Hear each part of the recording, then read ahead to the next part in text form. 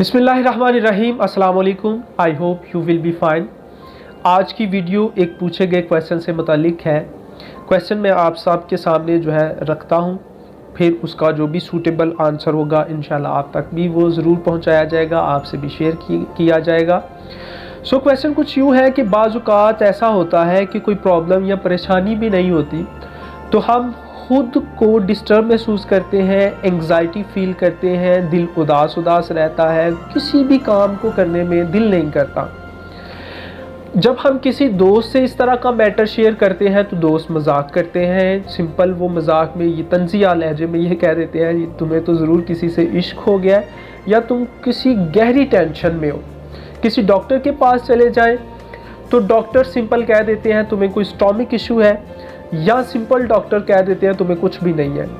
इसी तरह जब हम किसी पीर बुज़ुर्ग के पास चले जाते हैं तो पीर बुज़ुर्ग सिंपल इतना कह देते हैं कि तुम्हारे ऊपर जो है वो किसी किस्म का जादू हुआ है या तुम्हारी पूरी फैमिली के ऊपर किसी किस्म का किसी ने कुछ जादू किया हुआ है। तो सर इस तरह की सिचुएशन को हम कैसे टैकल करें, जबकि कोई भी परेशानी महसूस नहीं होती, ना किसी परेशानी की वजह से ये सिचुएशन आती है, अजीब तरह की कैफियत होती है।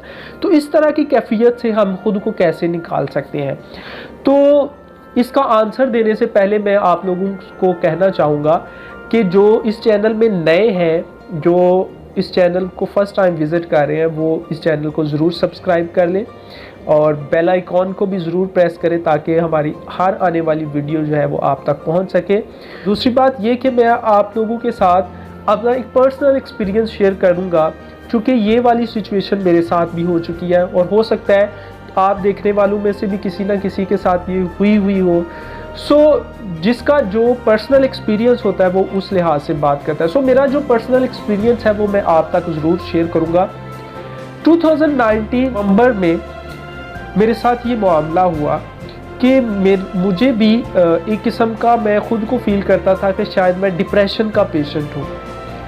मुझे ऑल टाइम ये फील होना कि शायद मेरा बीपी शूट कर रहा है, या मुझे ऑल टाइम ऐसा फील होना कि मुझ में शायद कोई डीप गहरी किस्म की बीमारी है मुझ में।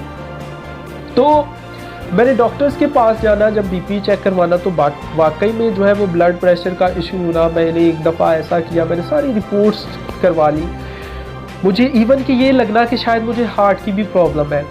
मैंने ईच एंड एवरी रिपोर्ट करवाई, उसमें किसी किस्म की कोई प्रॉब्लम नहीं थी, सिर्फ ब्लड प्रेशर का इशू था। तो मुझे यूँ कह लें कि मैं खुद को फील करना कि शायद मैं एक वहमी किस्म का पर्सन हो गया हूँ और मुझ में इस तरह की कैफियत हो गई कि मेरा ना तो खाने को दिल करना प्रॉपर, शायद मुझे ये लगना कि मैं ये चीज़ खाऊंगा तो मुझे मेरा जो बीपी है वो शूट कर जाएगा, मेरी हार्ट बीट फास्ट हो जाएगी, यानी मुझे कुछ ना कुछ हो सकता है। सो मैं एक किस्म का डर गया, थ्रेट हो गया। मैंने खाना पीना भी बहुत कम कर दिया।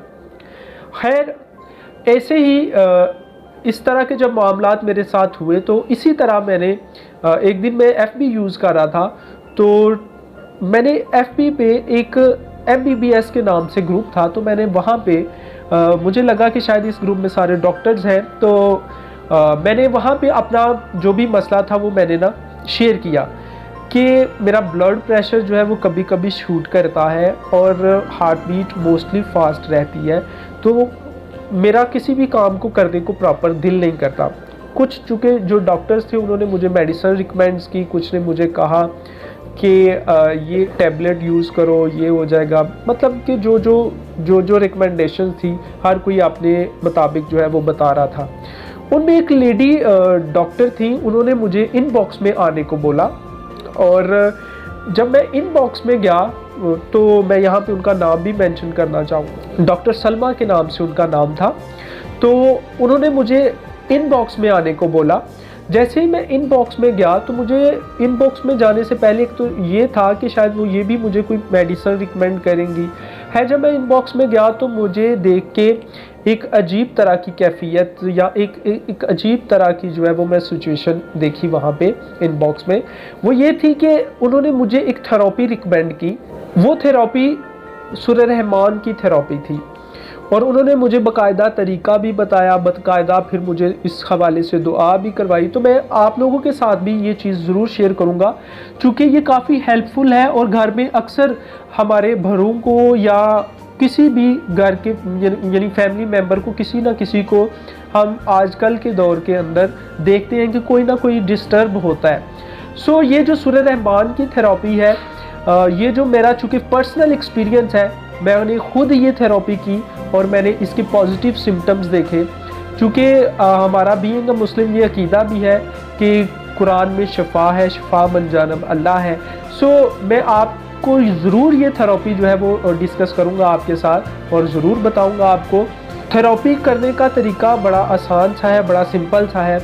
आप में से हर कोई अपने घर में इजीली इसको जो है वो कर सकता है। तो थेरेपी का तरीका ये है कि आपने एक वीक के अंदर, एक वीक में और दिन में 3 मरतबा, एक वीक पूरा ये थेरेपी को रिपीट करना है आपने, और दिन में 3 दफ़ा सूरह रहमान को अपनी आंखें बंद करके कारी बासत मिस्री की आवाज़ में सुनना है। अब यहाँ पे मैं सिर्फ कारी बासत मिस्री का नाम इसलिए ले रहा हूँ क्योंकि जो आवाज़ होती है समटाइम वो भी बड़ा जो है वो आपके नर्वस सिस्टम के ऊपर बड़ा सारा इफेक्ट छोड़ती है। सो आवाज़, चूँकि कुरान में तो शफा है ही है, सो कारी बासत मिस्री की आवाज़ में आपने इसको सुनना है। और सुनने का तरीका ये है कि आपने अपनी आंखें बंद करनी है और आंखें बंद करके ख़ुद को अल्लाह के हुजूर पेश कर दें। अपने जितने भी आपके दुश्मन हैं, जिससे भी आपको कोई भी रंजिश है, उसको माफ़ कर दें और अल्लाह के हुजूर अपने गुनाहों की माफ़ी मांगे। आंखें बंद कर लें और अल्लाह से अपने गुनाहों की मुआफ़ी मांगे। उसके बाद जैसे ही सूरह रहमान ख़त्म हो जाए, फिर आपने क्या करना है, एक गिलास में पानी लेना है। पानी लेने के बाद, जैसे सिंपल ये मेरे पास है भी है, एक गिलास में आप लोग पानी ले लें, पानी से भरा हुआ गिलास ले लें। उसको आपने क्या करना है, अपनी आंखें फिर दोबारा से बंद कर लें और आंखें बंद करके अपने दिल के अंदर, ज़ुबान पे चाहे ना लेके आए, अपने दिल में उन तमाम लोगों को माफ़ कर दे जिनसे आपको किसी की भी किस्म की कोई भी शिकायत है, और अपने अल्लाह के हुजूर इतना करीब हो जाए, चूँकि अल्लाह शारक से भी ज़्यादा करीब है। तो आंखें बंद करके तो खुद को अपने दिल के अंदर ही ये आपने दुआ करनी है और अल्लाह से मुआफ़ी मांगनी है। फिर आपने क्या करना है, जैसे ही आपकी वो दुआ कंप्लीट हो जाए, इसी तरह आंखें बंद रखें और सिद्के दिल के साथ 3 दफ़ा अल्लाह को पुकारें, अल्लाह अल्लाह अल्लाह, और पानी पी जाए।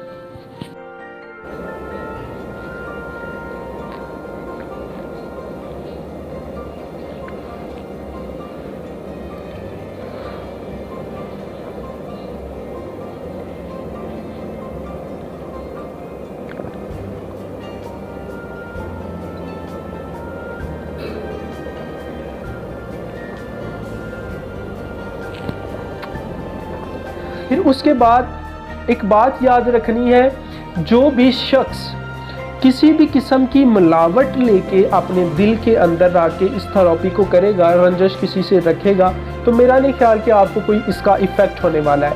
मखलूक़े खुदा के साथ आप जितना बेहतर कर सकते हैं उतना करें। इस थेरेपी से अगर किसी को कोई फ़ायदा होता है तो उसको आगे ज़रूर शेयर करें। और हाँ, अगर किसी को फ़ायदा होता है, इवन कि वो आपको थैंक्स भी देता है, आपका शुक्रिया अदा करता है कि आपने मेरे साथ ये मैसेज शेयर किया या मुझे ये थेरेपी बताई, उस थेरेपी से मेरा जो है वो काफ़ी ज़्यादा जो है वो बेटरमेंट आई, तो मैं आपका शुक्रगुज़ार हूँ। बल्कि उससे शुक्रिया एक्सेप्ट ना करें, बल्कि उसको कहें कि आप ये आगे फॉरवर्ड कर दें। और इससे जितना लोगों को आप मैसेज दे सकते हैं, जितनी आप लोगों को दुआ करवा सकते हैं वो करवाएं। यानी जितना आप मखलूक़ खुदा के लिए कुछ ना कुछ कर सकते हैं वो करें। मसला यहाँ पे आता है, हम लोग डिस्टर्ब इसलिए होते हैं क्योंकि हम अपनी अना में, हम अपनी ईगो में, हम हसद के आलम में, रहते हैं और जिस वजह से कहीं ना कहीं हमारा सिस्टम जो है वो डिस्टर्ब हो जाता है। और फिर हम या समटाइम ऐसी भी कुछ रीजंस होती हैं कि हम अल्लाह ताला से काफ़ी को दूर कर लिया होता है हमने।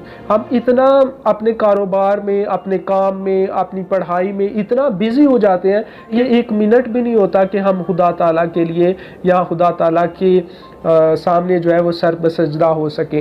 तो अब एक तो ये चीज़ करनी है आपने कि अपने आप को अल्लाह के हजूर पेश करने की डेली कोशिश करें।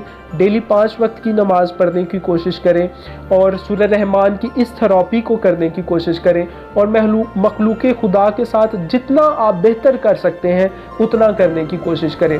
इसी तरह किसी ने एक बाबा जी से पूछा कि बाबा जी मेरे हालात नहीं बदल रहे। तो बाबा जी ने कहा कि तुम कुछ देते नहीं हो। तो वो शख्स कहने लगा कि मेरे पास कुछ देने के लिए है ही नहीं है, तो मैं क्या दूं। बाबा जी ने कहा ऐसा कुछ भी नहीं है कि तुम्हारे पास देने के लिए कुछ नहीं है, तुम्हारे पास बहुत कुछ है अगर तुम देना चाहो तो। तुम्हारे पास चेहरा है जिससे आप लोगों को खूबसूरत सी स्माइल दे सकते हो, मुस्कुराहट दे सकते हो।